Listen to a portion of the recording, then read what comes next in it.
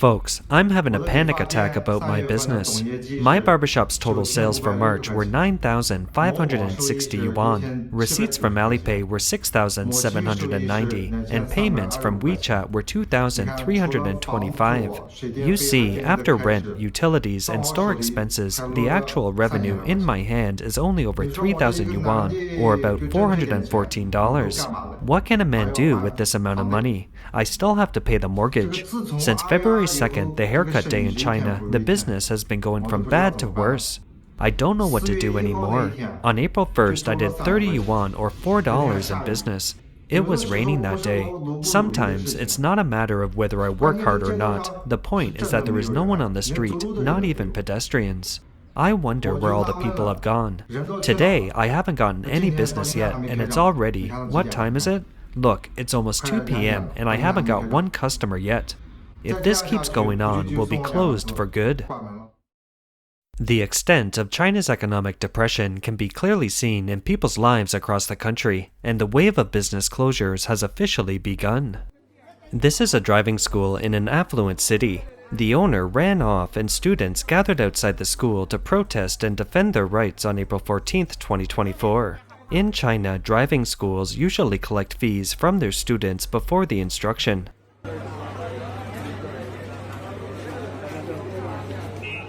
Here, in an equally wealthy province, Jiangsu, an owner of a fall Volkswagen 4S store ran away with the money. Customers who had already deposited high fees to the store went to protest and defend their rights in front of the store. This is a capital city and an important industrial city in northeastern China. A logistics company ran away with the money, leaving merchants to protest and defend their rights at the cargo station.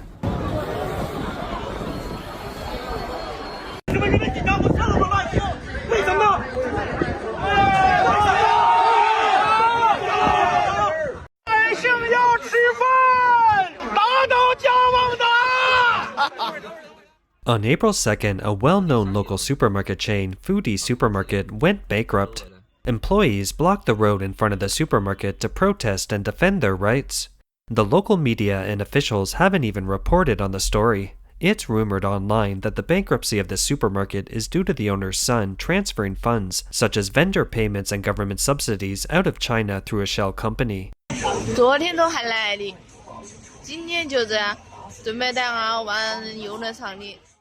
In March, multiple rounds of looting happened in the market due to many citizens still having shopping cards from this supermarket.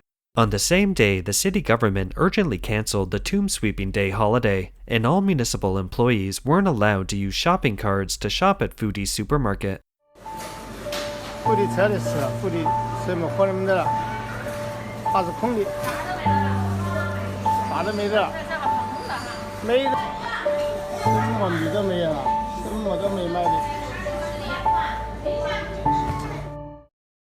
Behind the wave of corporate bankruptcies is the failure of China's economic pillars.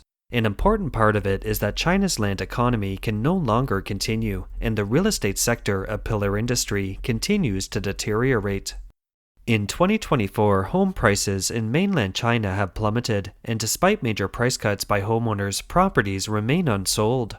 The wave of mortgage defaults continues to grow. There used to be many homeowners who have mortgaged their properties for loans to finance their business. However, running a business isn't easy now.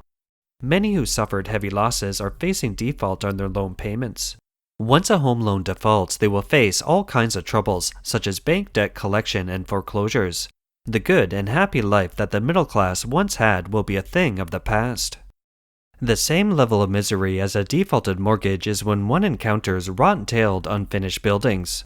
This problem hasn't improved in the context of the broken capital chain of the real estate industry. All of the fallout is borne by the homebuyers. They end up having to pay both the mortgage and rent at the same time, leading to the bankruptcy and destruction of many families in China. This is a city in northern China where property owners went to the city's highest-ranking governing body, the CCP Committee, to defend their rights and seek recourse after delays in the delivery of their homes. In China, party organizations have more power than municipal governments. In a small district in Tianjin, most of the homeowners in the surrounding neighborhoods bought the school district flats there for their children's education. However, the project has been suspended for 3 years. It was originally scheduled to deliver in September 2025, but it hasn't started yet. On April 11th, owners of nearby neighborhoods came to the district to defend their rights.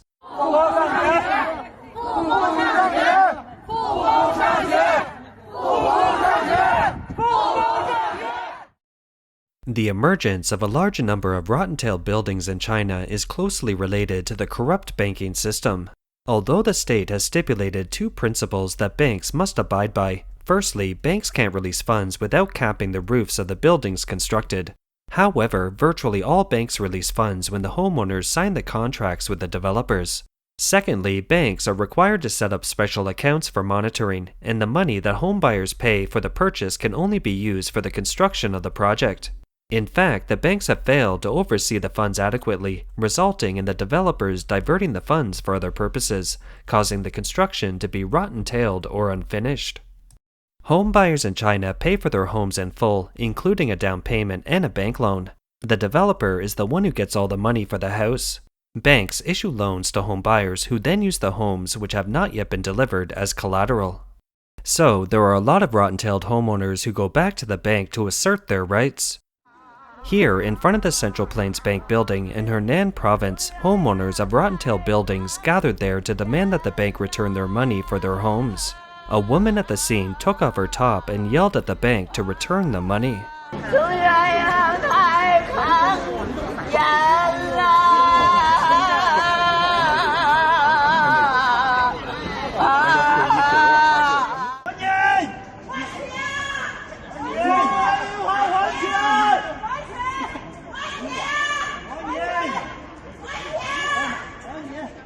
The land economy is not going well, local finances are tight, and the following phenomena has occurred.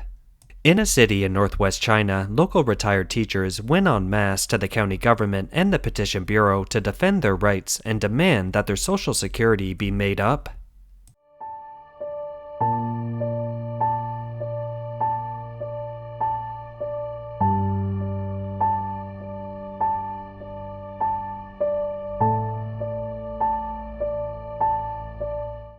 In a city in southwest China, a garbage dump is piled up in front of the city, and no one is there to clean it up.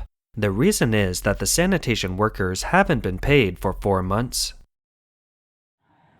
The middle class as the most sensitive group amidst social changes, their situation is a yardstick to measure the current Chinese economy. In 2024, the middle class in mainland China is experiencing an even more severe crisis, namely a storm of returning to poverty, highlighting that China's economic glory is no more and that China's macroeconomic situation has entered a downward spiral that is difficult to reverse. On March 21, 2024, China's Ministry of Finance announced that the national personal income tax revenue from January to February 2024 amounted to 326.2 billion yuan, a year-on-year drop of 15.9%. On September 7, 2023, China's Vice Minister of Finance stated at the State Council's regular policy briefing that individuals earning less than 100,000 yuan or 14,000 per year pay basically no or only a small amount of personal income tax. It can be seen that the main cause of the sharp decline in personal tax is the decrease in the number of people with an annual income of more than 100,000 yuan. In other words, this is generally regarded as the middle class getting worse and returning to poverty. With the fall in property prices, stock market, incomes, and bonuses, plus financial crashes and the fall in the price of all kinds of collectibles, the middle class is literally experiencing an all-round and unrelenting storm. The so-called three-piece death combo for the middle class that wipes out their wealth has appeared online since 2023. It consists of a mortgage of nearly 10 million, a spouse who doesn't work, and a second child who goes to a private school. This year, the three-piece combo has been upgraded to a five-piece combo for the middle class whose family fortune gets cleared out. They are impulsive investments in business startups, buying properties by emptying the family's savings, children's elite education, acting as guarantors for other people, and blind investments in financial products. Amidst the burst of financial products, the latest one is the Ping An Trust products of Ping An Group of China. Many investors went to Ping An Financial Center in Shenzhen on April 9th to protest and defend their rights. Ping An Trust then issued a statement apologizing, saying that due to the overall slowdown in the real estate market, the recent Ping An Trust Fu Ning 615 trust plan was postponed.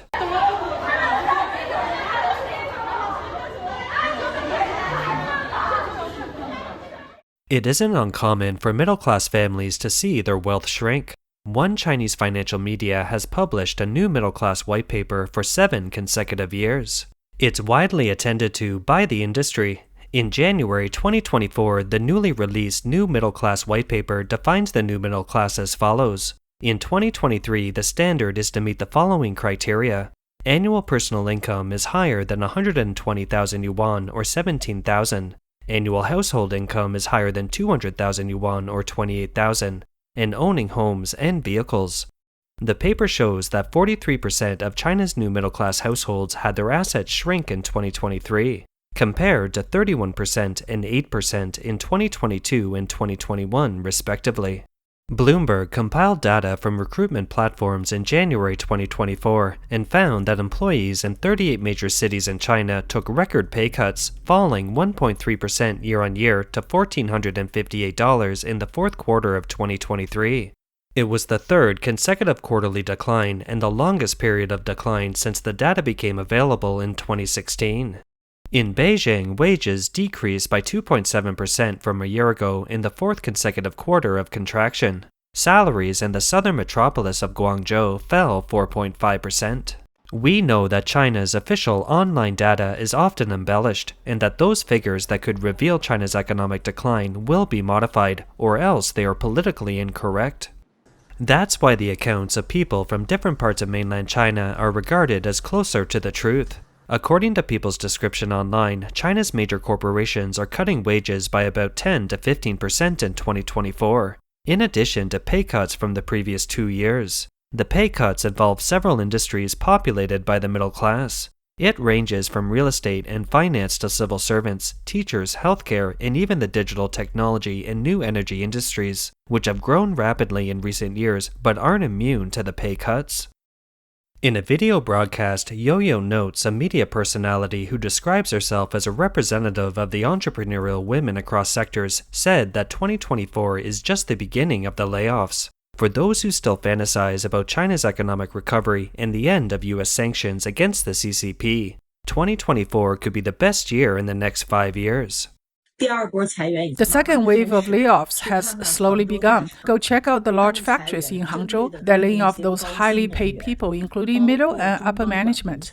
This self-media person used to be an executive in a large company. She quit her job and started her own business. She believes layoffs won't solve the fundamental problem. It can only be described as pretending to lie in ICU for another day. If there is no new investment coming in, eventually under the cold winter of the capital, they will all completely die out. In the end, these companies may not even be able to pay their salaries. 降薪这个是原来前1-2年时候是流行降薪，现在是直接就是全上的。现在就是说就是买断不明或者赶你回去的，大概有开一半这样。Mr. Xu, who was interviewed by overseas Chinese media, also said that China's state-owned enterprises are laying off about half of their workforce, which is a major threat to the country. The government is afraid of causing unrest, so it started the big layoffs after the Chinese New Year. He said that everyone was psychologically prepared for the downturn of the organizations, which had not been generating much income. Now there's an imbalance between supply and sales and enterprises, and they are all out of money. Those who can't continue to run will simply close down. There is no more iron rice bowl. They cannot hold out, trapped in a vicious circle.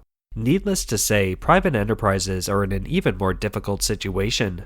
After being laid off, the biggest problem faced by people is that it's very difficult for them to find another job and they can only remain idle. A new phenomena has emerged in several once well-paying industries in China. That is, the companies try to recover previously granted welfare benefits and bonuses. Mr. Jin, a retired civil servant, told overseas Chinese media that civil aviation companies in particular have been losing so much money in the last couple of years that they have resorted to this, recovering bonuses and benefits that were previously paid out, even the ones paid out 3 years ago. They would be deducted from employees' paychecks if the employees say they don't have the money to pay back. 政府也往回追的呢，尤其是银行这2年亏损的太厉害了因为航班乘飞机的人太少了一个降薪，一个裁员，这个倒闭潮已经正式开始。现在的所有的职业就3、5年内有40%的岗位都会消失的，因为它行业消失。The middle class is the backbone of society. Its dissipation and disappearance mean that the society is in a state of considerable instability. The reduction in income, in turn, further affects consumer confidence, plunging it into a vicious circle. One manifestation of this is that China's piano industry, which is closely related to the middle class, has also seen a steep decline over the past 2 years. With middle-class families no longer buying pianos for their children, piano shops of all sizes in China's first and second-tier cities have closed down one after another. Pianos that once sold for 50 to 60,000 yuan are now being sold for 5,000 yuan on second-hand trading platforms, and no one wants them. In addition, coffee for 9.9 yuan, a set of 6 kinds of bread for 24 yuan, and even the blind box of leftovers has also begun to enter the range of purchases by the middle class whose consumption has been downgraded. At the end of the episode, let's look at the story of a former middle-class woman who returned to poverty.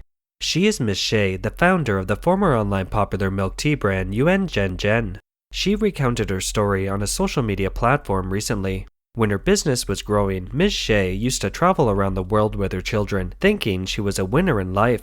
However, today she has a completely different view of herself. I must be the worst off among those who were born after the 1980s. My company went bankrupt, and I'm in debt of millions of RMB. I'm Zhen, the founder of the former milk tea brand Yuan Zhen. I was born in 1981, 43 years old. 2023 was the darkest moment of my life. In April, my father passed away, and soon after, the company I had founded for many years had to face dissolution. I once managed more than 300 stores and more than 100 employees. But at this point, I have to set up a stall at the night market in Chengdu. She said during the 8 years since the start of the business, she led the team to have achieved a lot and became known in the industry. She was also recognized by the industry authority. We expanded rapidly at the rate of 1 store every 2 days, and by the end of 2020, we had opened close to 200 stores, with a yearly flow of several tens of millions of yuan. At that time, I would wake up from sleep with a smile on my face, and I felt so powerful that I could do anything, and that I was fantasizing about going public and having 10,000 stores. Since June 2021, the performance of Yuan Zhen's directly managed stores have been on a downward trend. Her franchises and directly managed stores began to close down, and in the second half of 2022, Shea and her one remaining employee began to try their hand at operating a milk tea stall. In 2023, Shea Yao closed her last directly managed store, and the company suffered a cumulative loss of 10 million yuan, or 1.4 million. In my 42 years of life, I never thought the word debt would appear. The shadow of debt has been hanging over me since 2022. Now I don't have my own home. My parents' estate has been sold off, and I'm still $2 million in debt. At the beginning of last year, I spent half a year on a street stall in Wenjiang, Chengdu, with the wind and sun. Finally, I borrowed tens of thousands of yuan to open this 30 square meters small store. I leave home at 8 a.m. and get home at 12 midnight every day.